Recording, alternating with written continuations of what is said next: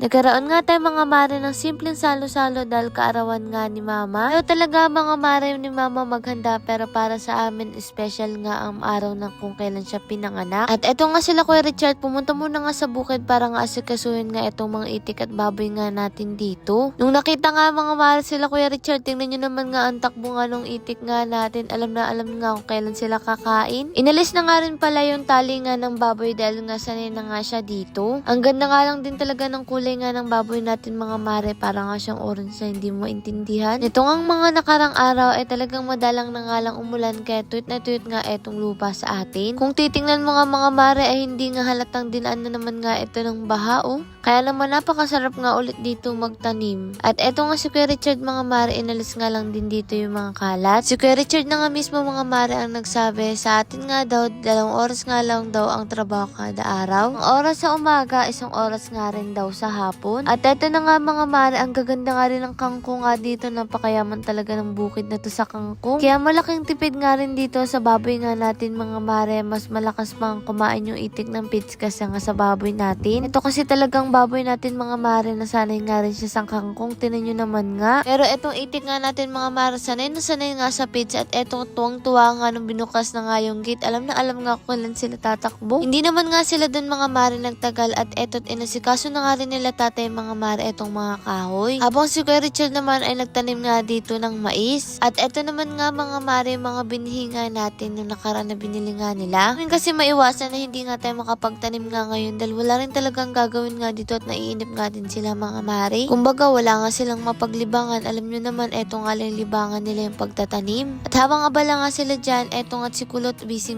nga dito mag-asikaso nga para sa birthday nga ni mama. Noong mga oras nga na to, nasa kabila pa nga ako dahil pinaliguan muna nga namin si Gail. Sa mga pa-design nga mga mare, si Kulot talaga ang maasahan dyan. Dahil nga malayo pa nga lang birthday mo ni mama, June pa nga lang nakahanda na nga yung mga design na yan. Kaya lang ay kinapos nga ng oras kaya medyo nagmamadali nga rin dyan mga mare. Nung dumating nga ako mga mare, tumulong na nga rin ako kaya nga lang nakailang beses nga ako nakapagpaputok nga ng lobo. At talagang gulat nga ako dahil magugulatin nga ako mga mare at eto nga't inasikaso na nga rin namin. Sobrang haggard na nga kami dyan mga mare dahil mga nakasarado pala yung bintana. Bali 53 na nga pala si mama ngayong taon. Sabi nga ni mama, wag na nga daw siya paghandaan dahil birthday lang naman yun. Kung para sa kanya, simple lang yun. Para sa amin, special nga ang kada birthday niya. Lalo na nga ngayon mga mare, bakit hindi paghahandaan kung kaya naman nga, kahit simple lang. Ito nga si Chacha, liit natin mga mare, tingnan nyo, napaka-cute at parang tatay niya talaga. Kahit nga gutom na nga kami, inantay talaga namin si mama para sabay-sabay nga kami kumain at may happy birthday pa nga yun sa ulo. Siyempre, bago nga tayo mga mare kumain, kailangan muna nga ni mama mag-wish. Si tatay nga mga mare, pinabibigay nga namin kay mama.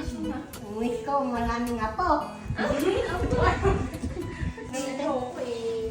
Yay! Happy birthday to you! Marami daw ako, isang pangalan din kain.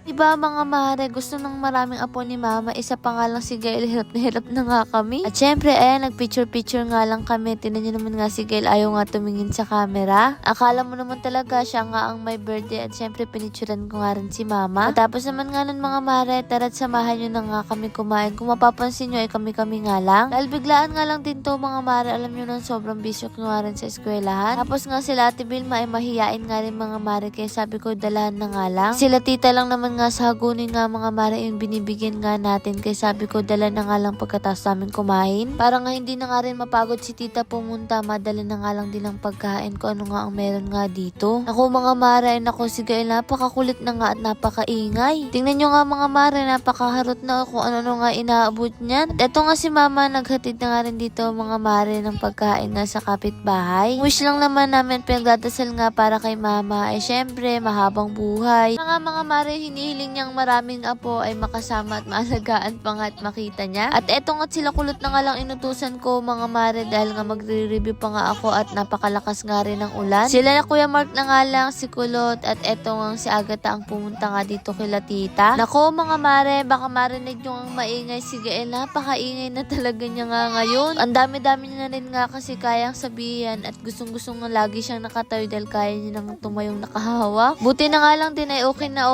nga si tita kasi nakita ko nga siya mga mare na maaliwalas na nga ulit ang mukha niya, hindi tulad nung nakaraan. Sobrang busy ko rin kaya hindi nga rin ako dito nakakapunta. Tingnan nyo naman nga si Nasha. Akala mo mawawala ang lola parang si Gail. Kailan nga lang ng baby nga ito, tingnan nyo naman nga ngayon, napakalaki na. Baka sa susunod nga na araw ako pumunta dito mga mare. Lord, maraming pong salamat sa lahat ng blessing. At syempre sa inyo mga mare, paano ba yan? Bukas na lang ulit.